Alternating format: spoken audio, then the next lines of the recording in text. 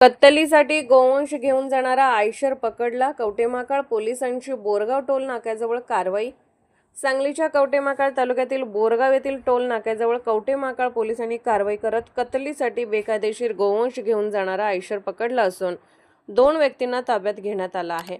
मिळालेल्या माहितीनुसार बोरगाव टोल नाक्यावर 9 एप्रिल रात्री ते 10 एप्रिल पहाटे दरम्यान MH10 DT 7085 या आयशरमधून बेकायदेशीर गोवंश वाहतूक करणारा आयशर पकडला असल्याची माहिती आशिष बारीक मानद प्राणी कल्याण अधिकारी यांनी दिल्यावरून कवटेमहाकाळ पोलिसांनी त्या ठिकाणी जाऊन सदरच्या आयशर टेम्पोची तपासणी केली असता आयशरमध्ये 13 गोवंश जातीची जनावरे आढळून आली.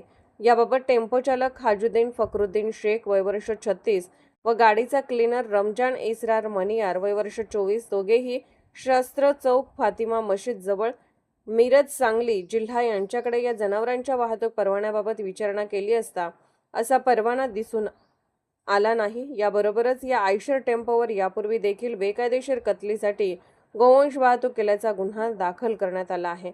कवटेमहाकाळ पोलिसात